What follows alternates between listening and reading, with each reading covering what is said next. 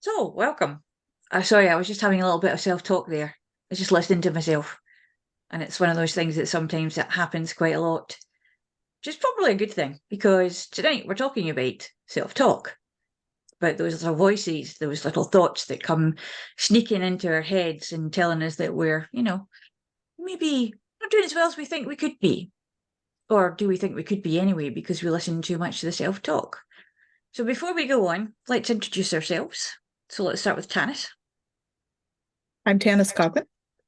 I am from Ottawa, Ontario, Canada, and I am an energy healer, spiritual coach. I help people to find their way on their spiritual path as they move to wellness.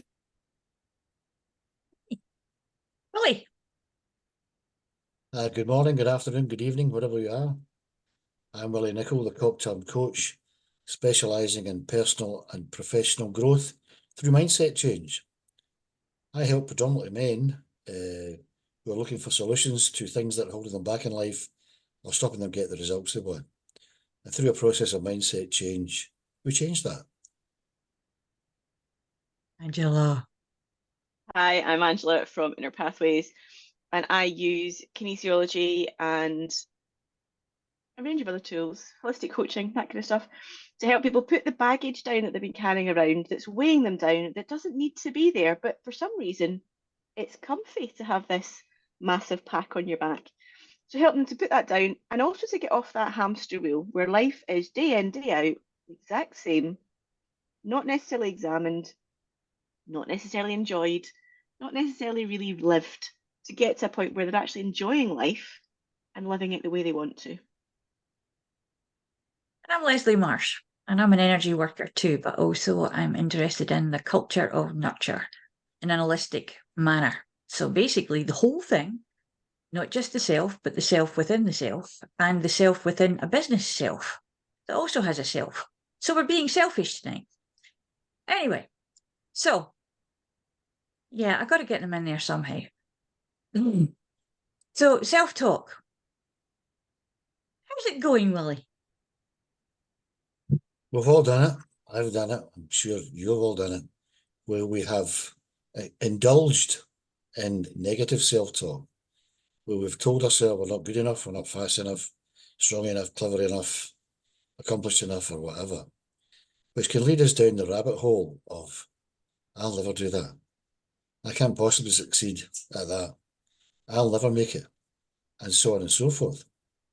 And if we indulge in that way of thinking, that mindset, if you like, it's a kind of self-fulfilling prophecy. It's like the saying attributed to Henry Ford: if you think you can, or you think you can't, you're right. So if you think you can do something, you're halfway there. If you think you can't, you're probably not going to accomplish it. And the word there is think. It's our thinking that trips us up. That's exactly the quote that came to mind for me as well while you were speaking. So yeah, self-talk. I mean, it creates energy flows where your intention goes, right? And self-talk is intention.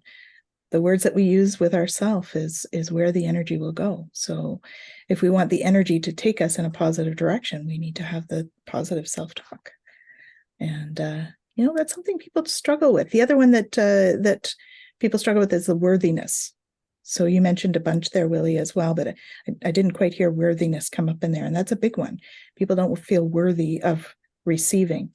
And when they don't feel worthy, again, if the energy doesn't flow there, it won't go. So self-talk is super important. And there's always a value. Well, and our vibration too is affected by our self-talk, right? So our energy vibration is between 63 and 78 megahertz as healthy adults. When we have a negative thought, it actually brings that down by 10 megahertz. When we have a positive, yes, that's great. 12 megahertz actually for negative, and then it's 10 megahertz. We'll bring it up for 10 megahertz with positive thought. And so that's self-talk, is how we think. So the more we can think positively, the more we will keep our vibration high. So self-talk is super important in your overall wellness. Mm-hmm. Angela, what do you do with self-talk? Because you don't have any, do you? Mine's a bit weird. So I think I used to have lots of it, but I've almost silenced it. So it doesn't come up as often. There will be days where I'm maybe not feeling the best and I'll have that stream of consciousness and that stream of chatter. But on the whole, I've almost switched it off. So I don't necessarily have the positive, I don't necessarily have the negative. It's just nice and chilled, which is lovely. You But think one of the that's things mostly to do with your aphantasia? I don't know, to be honest. I don't know if it's the work I've done to get to that point, because it was probably very noisy in my head before I started on this journey with holistic practices. But I think there's possibly an element of it. I think with the aphantasia, I don't have the similar sense receptors that it isn't necessarily a voice shouting. I don't necessarily hear a voice. It's just a knowing or a stream of consciousness, I think is the best way for me to explain it. But I think what I'm agreeing with Willie and Tanys, and that quote absolutely is one of the ones I use regularly with lots of clients, because a lot of them need that reminder, and it's a really powerful quote to remind them with. But another one to add to that is, not everyone's ready yet to talk about self-love, so starting with self-like is another important one. So you feeling worthy or not, but do you like yourself is another key thing to think about too.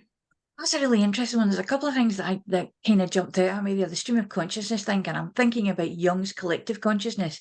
Is that what we're wired into, that we can silence the chatter down from? Are we part of that vocality that's going on there, the vocalization of it?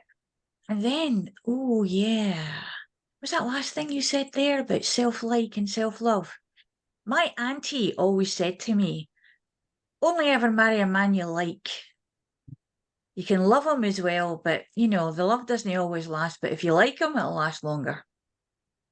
So, it's kind of like a packet of Treebor mints. Other mints are available. But, it just depends on, I suppose, how we are. We're sponges. Our brains are sponges when we start out. And it's our environment. And I think that comes into the argument of nature versus nurture as well. It comes into this, how can you have some people whose self-talk is so positive that they can do anything and they're like superpowers are, yes, I can, yes, I will. Well, I almost did. That doesn't matter because I can do this instead. And, which could possibly describe someone with ADHD. I don't know. But it's also, I have a lot of faith in self-talk, because I've been smacked around the life channels with it a few times after having had too many of it, too much of it, and not understanding at the time that fractal that was going in there was going to become like a ricocheting bullet and come back and land somewhere. And I think that, I don't know what you guys think, when we do that, it's important to recognize that that's what we've done so that we don't do it again.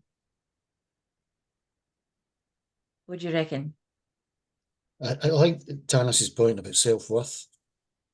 When you use the word self, it kind of sounds selfish because you're looking after number one.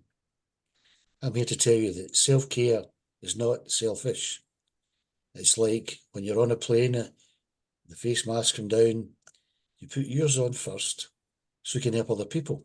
That's not selfish, it's common sense. Taking care of yourself is not selfish, because then you're better placed to take care of other people. Self-love. I tell male clients to look in the mirror and tell themselves, I love you. And they look at me askance. And it took me a long time to get my head around this concept, because a wee bit like everything else, if you don't love yourself, how do you expect other people to love you? So all the self thing is not selfish. Self-talk, right, can go one of two ways, negatively or positively. So it's a question of, where are you now? Where do you want to be? And what talk do you have to talk to yourself to get there? So I say to people who are where they are now, do you want to move on? And if they say no, that's fair enough. That's a decision. But if you want to make a decision to move forward, there's another old Scottish phrase.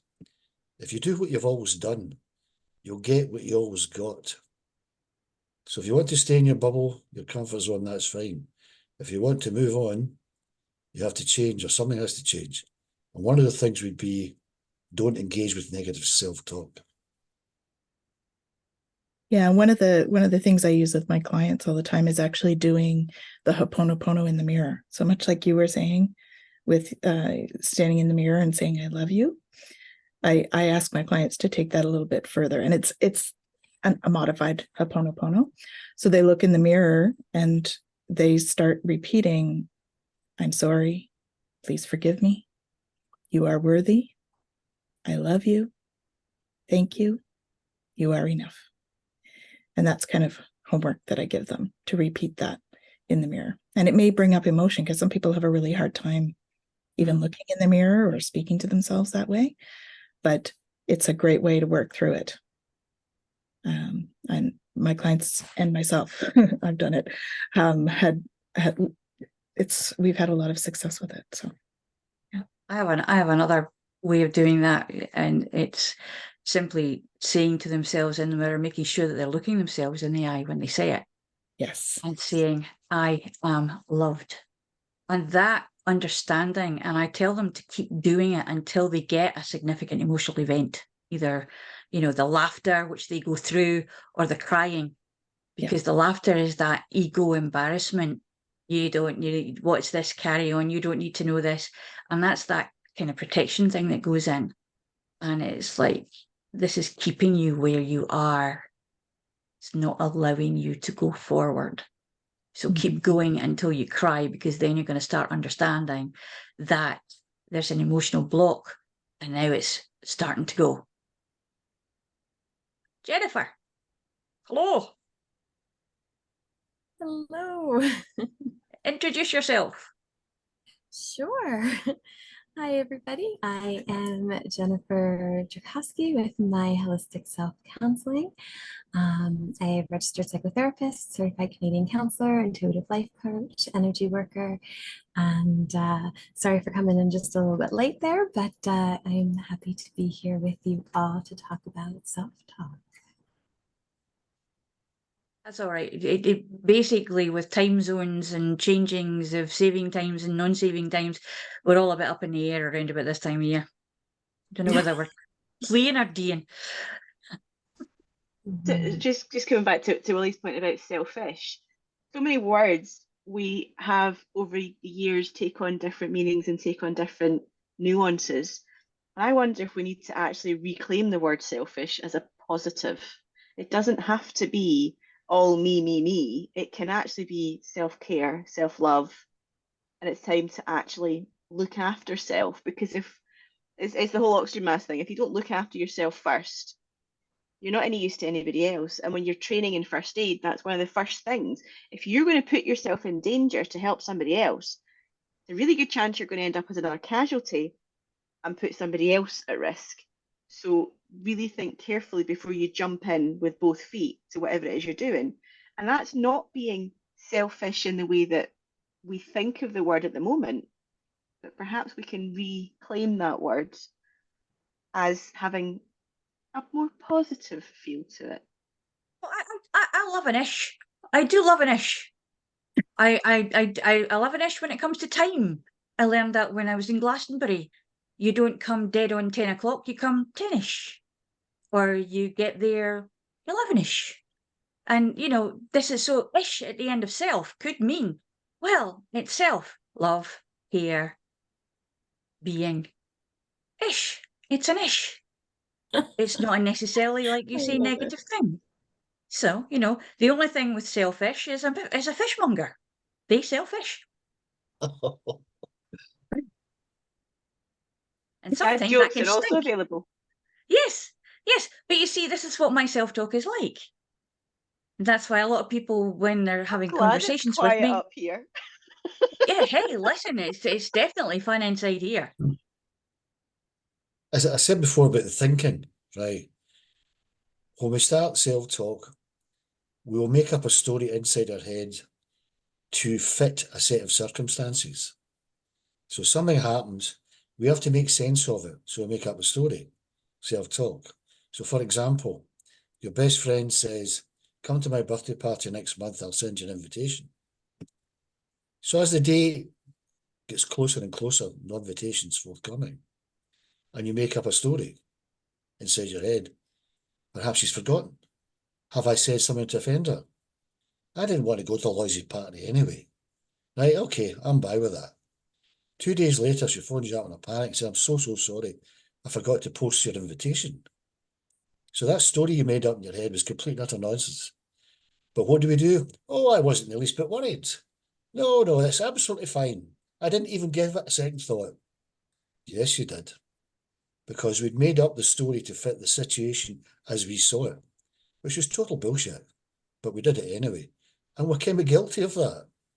So we have to guard against making up stories to fit a set of circumstances which turn out to be incorrect.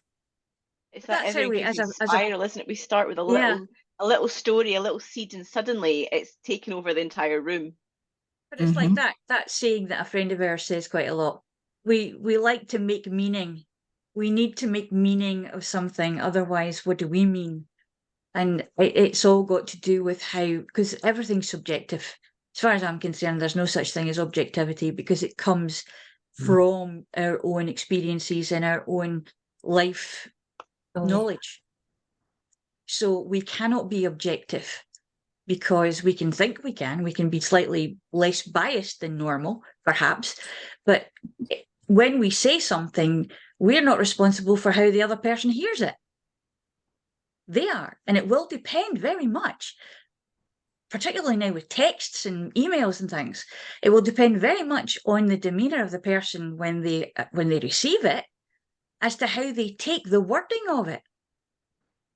I think we do need to take some responsibility of what we're saying, because if it's always landing in a way with everybody that everyone's got their backups, then it's not the recipient that's at fault. It can be ourselves. So we do need to be careful and aware, especially when it comes to text messages. If you are being flippant and cheeky, stick an emoji on there or the little angle brackets to say joking or whatever, because it's not always obvious in a text because there's no body language, there's none of the rest of the bits around it, tone of voice, etc., to tell what that person really means. So we do have to take some responsibility. Otherwise, it's everybody else's fault and not ours. I just said it. It's up to you how you take it. I agree we have to take some responsibility in that sense. At the same time, I think that we leave so much unchecked in our own mind about what is said, what is thought, everything else that, the thought of even recognizing that something that we're saying or doing could impact somebody else. I mean, we don't even realize how our thoughts impact ourselves, let alone the impact that we have on somebody else half the time, right? So I think that it takes a lot of awareness to recognize that, I send a cheeky text and it's going to actually impact somebody else a certain way. I don't necessarily, I have to have the awareness enough to recognize that I'm even being cheeky because so-and-so did something that set me off in a certain way that caused me to want to respond that way because of the narrative that I have going on about that situation. I think I was meaning if it's a generic thing and everyone's getting annoyed with you, there's maybe something to be looking at. Self-awareness. Right. It's a very underrated attribute, is the ability to be aware of ourselves, what we're saying, what we're thinking, how we're impacting on other people. And I think we probably all know people who are totally devoid of self-awareness. And you think, why on earth did they say that? Why did they do that? And you can't fathom out because they don't have that self-awareness. They're not aware. As Jennifer says, if you're lacking in self-awareness, that's potentially a recipe for total disaster.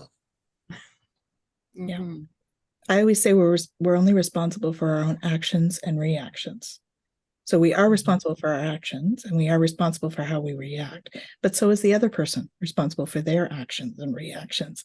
So because we can't change how someone's going to react or how someone's going to interpret something, but we can do our best to be respectful and compassionate and kind in how we speak. And that's our responsibility.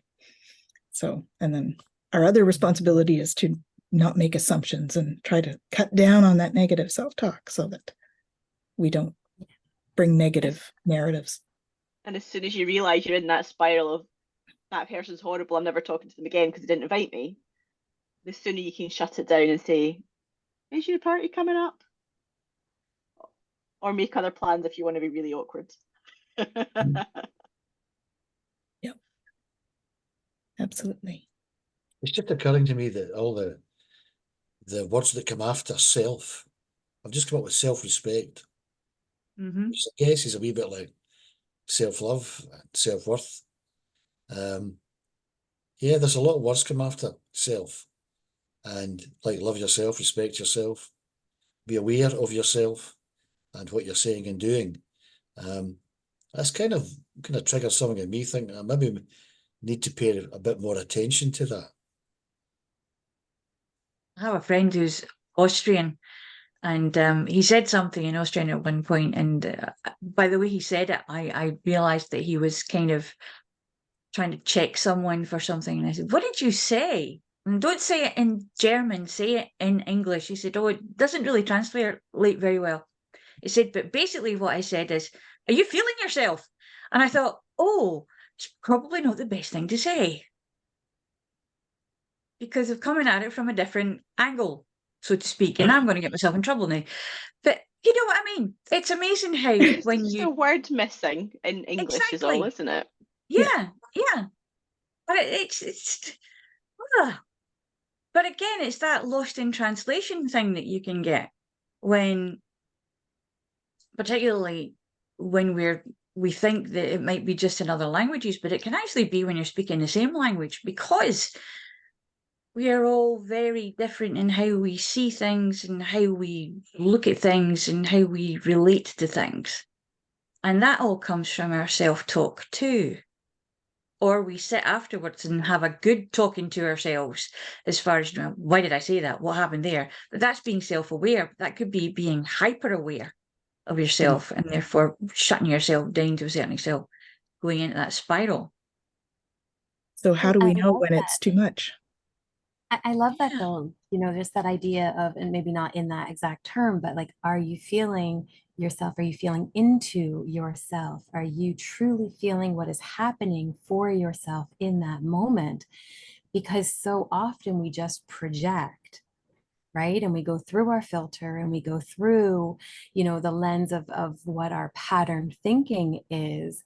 And we don't actually spend the time to feel into what is happening for us in that moment and what's truly going on. But if we could do that, we could actually catch the self-talk and we could catch the things that we're telling ourselves, the narratives that are continually happening over and over again. And then we have the capacity to actually work to change them, right? To say, well, wait a minute, is this actually serving me? Does this, is there even truth in what I'm telling myself right now? Right? Or, no, maybe this isn't serving me. And maybe I need to get more curious and go, okay, what's actually happening here? Taking that pause for that fact check is something I always talk to my clients about, in the fact that, is it true? And if you've got this statement going on in your head, ask yourself, really? In that tone of voice, because there's a really good chance it's not the truth. It's when you get into that what if spiral as well. What if this happens and then that happens and then all of a sudden it's the end of the world? Really? Do the fact check. I think what and if are two very dangerous words put together, because we generally follow them with a negative. What if I can't do that? What if that fails? What if I crash and burn? What if people laugh at me? I had an occasion when someone put that to me, and my response to them was, what if none of that is true? What if you've just made all that nonsense up in your head, negative self-talk? None of it's true. And I kind of You're right enough, it's not true. You have made it up. So all that what if bullshit is made up in your head. Another thing I'd like to say before I forget about it, I'm a man of a certain age, is we're conditioned as kids to be seen and not heard. We're kind of put down, maybe not in a nasty way, but who do you think you are? You're too big for your boots. And you're kind of constrained. Well, I better kind of keep my head below the parapet, or I better not brag or boast. And that can have a very debilitating effect if we don't learn to grow out of it. And if we persist in that, our self-awareness, self-perception, even self-love will struggle, because we've been told, particularly if someone's nasty enough to say, you're useless, you're stupid.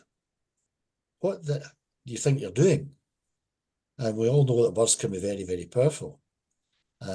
So I think that's another thing we have to guard against. Maintaining that be seen and not heard attitude, and then saying, no, I am worth it. I am enough, and so on and so forth, without being Johnny Big Cigar, if that's the way to put it. When I was a young man, I was very, very confident. Maybe being the police helped. And even to the point of I was accused of arrogance. I know you'll find that very hard to believe. Until I realised, maybe people have got a point there. And when someone said, you need to go and have a good talk to yourself. Oh, right. And that was a very powerful thing. So I did go away and have a talk to myself, and it wasn't negative. It's interesting when you talk to yourself out loud as well. When you're berating yourself for something that you just did that wasn't exactly the most sensible thing that you could have done, or it was an accident, you were just being clumsy. And it's one of those things that you go back to, well, I know that I do, go back to what I was being told when I was a kid, when I was being clumsy, or when I was doing something less than totally sensible. And that happened quite a lot with me. So, I got those words quite a lot. And I now catch myself when I'm saying it, I think, that's not what you are. You are more than this. You are, you had an accident, get over it. It's, it'll happen. When you get to my age, it was Or past you had an time. accident. Be kind to yourself. It wasn't yeah. deliberate. Well, To yeah, get over yeah, yourself could be quite a severe talking to again, as well. it's the conditioning. It's the conditioning that Willie was saying We about. can overcome. Yes. Yeah. Rebellious It's sound to it. interesting. In developmental needs meeting strategy, they have what's called the maladaptive interject, but it's this idea that we put on at some point in our lives, we actually put on the mask of somebody who has hurt us in some way. And so it's this, it could be the parent or the teacher or the older version that says, don't do that, and why are you acting like that, and this isn't okay, and and we basically take that on, and we wear the mask of that person, and then we continue to berate ourselves the way that they did, right? And so being able to actually look at the self-talk and go, whose voice is this? What mask am I wearing, right? Who am I repeating over and over again when I do these things? And to be able to actually recognize that and go, wow, this is exactly how so-and-so responded when this happened to me when I was little. Okay, this isn't how I want to treat myself. This isn't a mask I want to keep wearing, right? This isn't a pattern I want to keep repeating. Okay. All right, what do I want to do instead, right? And giving ourselves permission to take that mask off and to bring in something else, and to rewrite the script and tell ourselves, okay, you know what, like I don't want to own this person's script anymore. I don't want to repeat it over and over again. I want to give myself something else, right? Just like what Angela's saying, like I want to bring in that compassion instead. I don't want to keep repeating this anymore. That It's interesting. reprogramming. Yeah. I know that one very well, and I actually call it the opponent.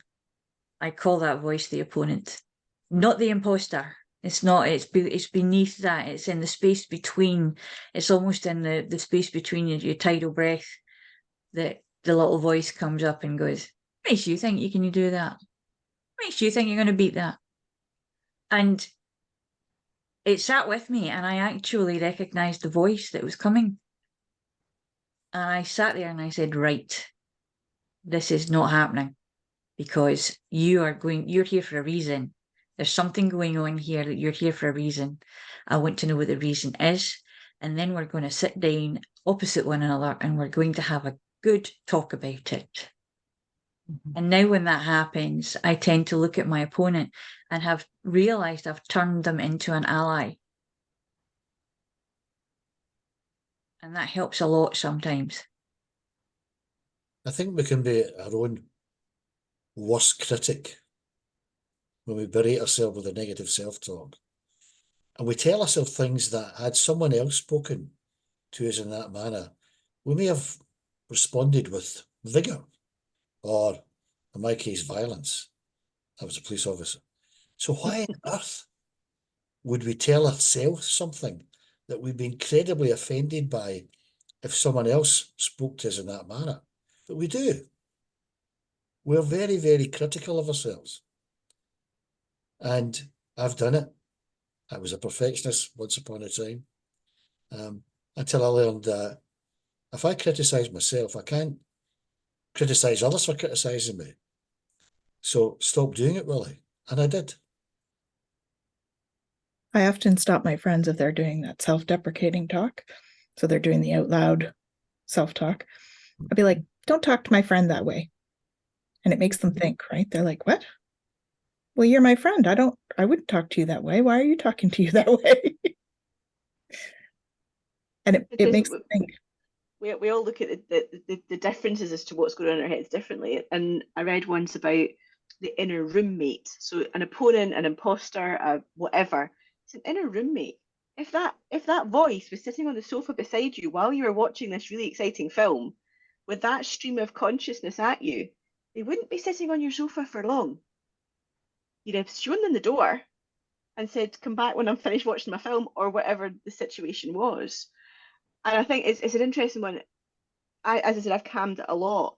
But I know Willie was saying about you wouldn't listen to somebody else say that about you, but the way Leslie was discussing, it's almost a belief system that's been ingrained from a young age, that perhaps somebody in authority or responsible for us when we were younger has put that comment in there.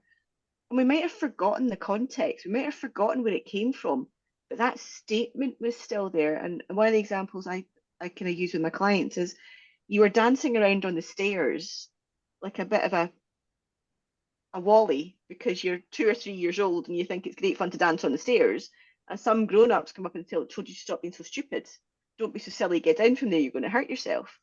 The only bit you remembered is you're silly, you're stupid, don't do that. You don't remember the context, you don't remember what happened with it. And sometimes it can be really, really difficult to pull that back up. And it's not always helpful to pull it back up. So it's about finding those ways. And thankfully, we've got this belief system elimination technique that will clear that out. And you don't need to consciously go back and pull it all back up again and relive it. It's enough just to let it go. And we've talked about putting meaning to things, and we've got to rationalize things. Do we really? One of my favourite things with kinesiology is, do we need to know this? Yes or no? If we don't need to know it, don't dig any deeper, let it go. It's like we hold those things in our energy field, and we can release the energy without having to delve into and relive the whole situation. Pick it up, put it down. Every so often it's probably good to do a space clearing. Yes. And get in there and go in and ask for a dismemberment to take place. Get some of that stuff shifted.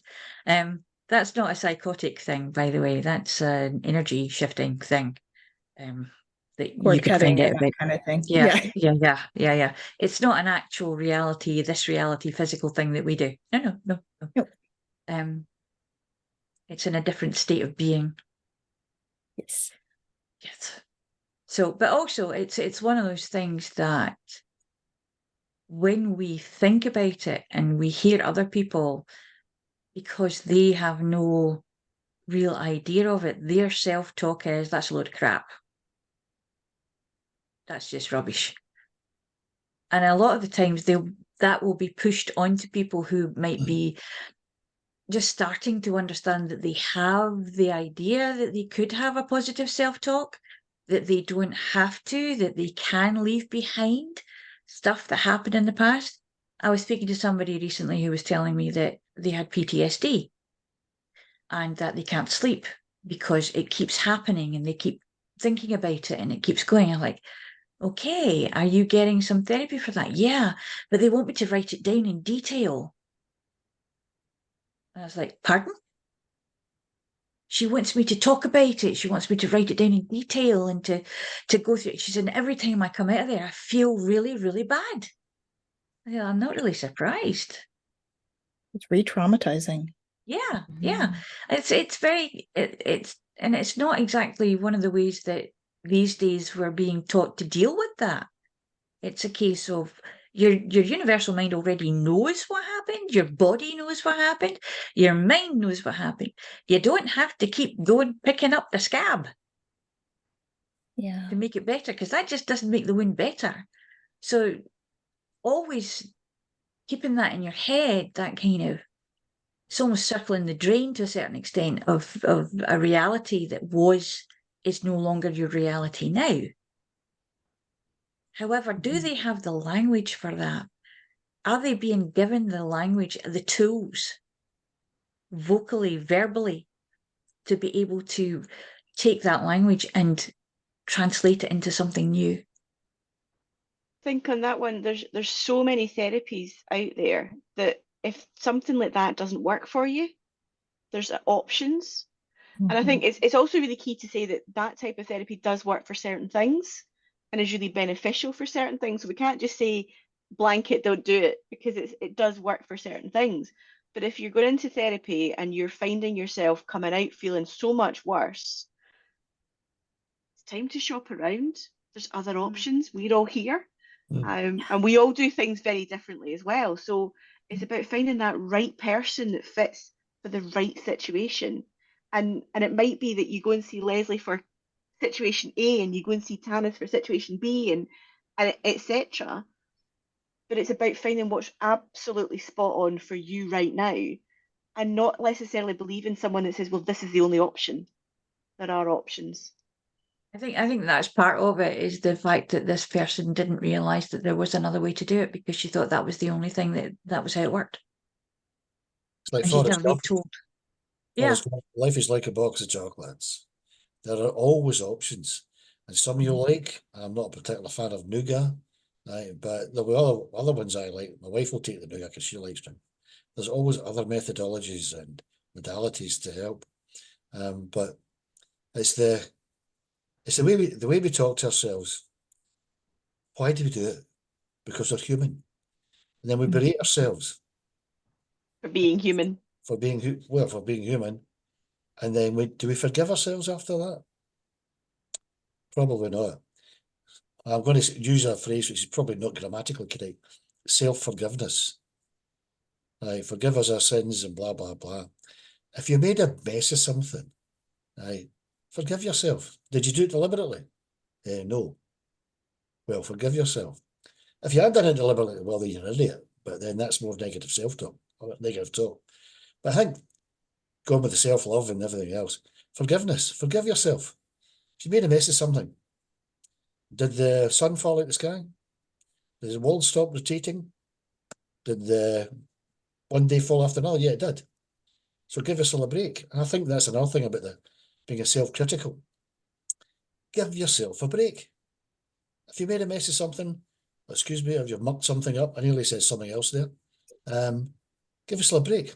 Say, okay, that's the way it is. I won't do that again. Let's move on. Well, our whole point of being here and being human is to learn.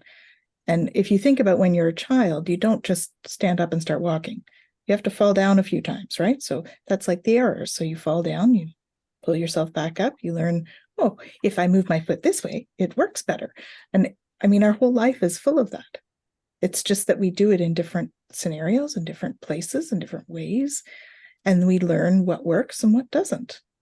And we're always going to be that way because that is what it is to be human. So you know, if we think of ourselves as just children again, it makes it easier to do the self-forgiveness in those ways. That's what we're here for, is to learn. And if we're not still learning, are we still existing in an enjoyable way? Or are we on that hamster wheel that's just going day in, day out? This is life. Huh. Yeah. Existence. Stand there and exist. Don't move, don't think, don't be, exist. I think therefore I am. Was that Descartes? Oh, Descartes. Oh, yes. For goodness sake. But it took me a long time to learn this. You're only human. If you're superhuman, you'd wear red pants over your jeans and be able to leap tall buildings at a single bound. You can't, right? You're not superhuman. Don't go telling me that. Right. What am I going to do with my cape? You're only human. You can only do what you can do with the resources you have available to you, right?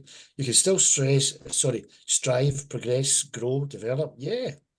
But cut yourself a bit of slack, right? Yeah. Give yourself a break.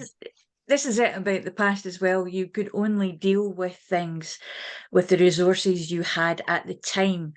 The fact that perhaps you now realise that you have more resources than you ever had before, and actually there is an unlimited amount of resources that we may be able to find in our lives, should we go opening our minds and looking for it and allowing things to drop in and not actually get shoved out the recycle bin in the back end there.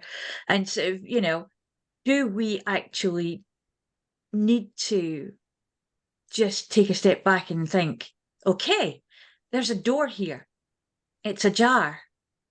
Shall I close it and step through into what's the future? A lot of it, though, is fear, isn't it? A lot of it is the fear about what other people will think, even although we will never know, because we cannot know what anyone else is actually thinking, because, like I said, it's all subjective, and they're coming at it from their own point of view, their own experiences. We make assumptions. We make assumptions that we will be judged, right? And that fear is a false expectations appearing real. We assume, and you know how bad that is, that if we do something, others might judge us, but they might not. So why not take a punt on it anyway? Because if you crash and burn, you crash and burn. You pick yourself up, dust yourself off, and try the next time. At the end of the day, does it really matter if somebody else is judging you? Because as Leslie said, they're not thinking the same as you. They're not walking in your shoes. They're not walking your path. So just like we don't have a right to judge anybody else, they don't really have a right to judge us. And back to Tanys's comment, our actions and reactions is all we can control. Other people's judgments. I like the statement, what other people think of me is none of my business. Exactly. Yeah. Yeah. We're on the same wavelength, Willie. That's what was coming to me. And it's the same also when you think about it, that we don't necessarily need to think about what other people are thinking about us. However, we've been conditioned that way, particularly, I think, Willie, you'll agree, perhaps, where we came from. You were always being told to watch what you were doing, watch what you were saying, in case the neighbours saw you.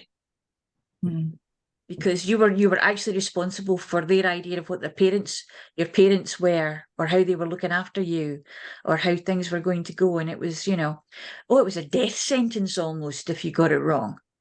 What will the neighbours say? Oh, yeah.